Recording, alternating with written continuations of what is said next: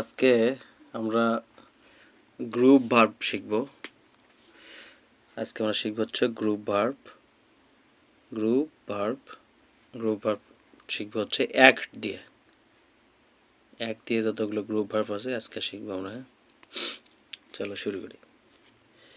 প্রথম হচ্ছে act for মানে হচ্ছে পক্ষে কাজ করা, কারো পক্ষে হয়ে কাজ করাকে বলা হয় অ্যাক্ট ফর।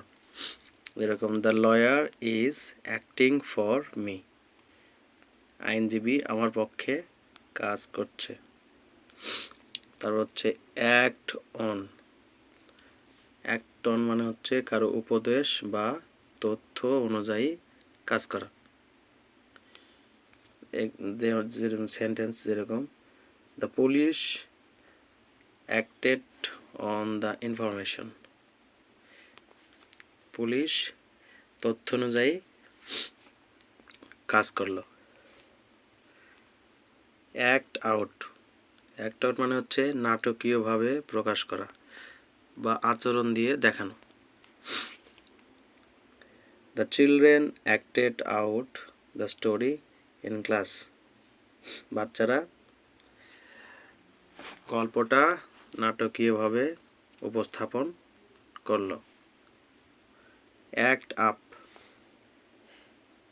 আপ মানে হচ্ছে অসভ্য আচরণ করা।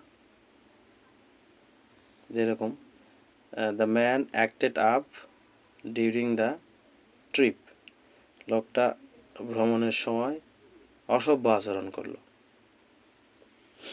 Act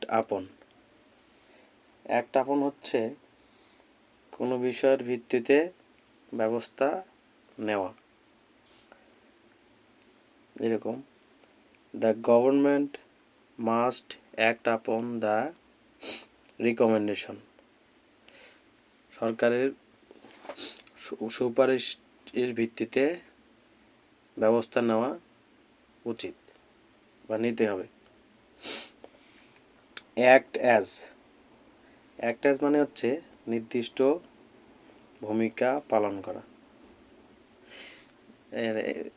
example, he acted as the team leader during the meeting, সে মিটিংয়ে দলনেতা হিসেবে ভূমিকা পালন করলো। অ্যাক্ট লাইক মানে হচ্ছে কারো মতো আচরণ করা। এরকম স্টপ অ্যাক্টিং লাইক চাইল্ড,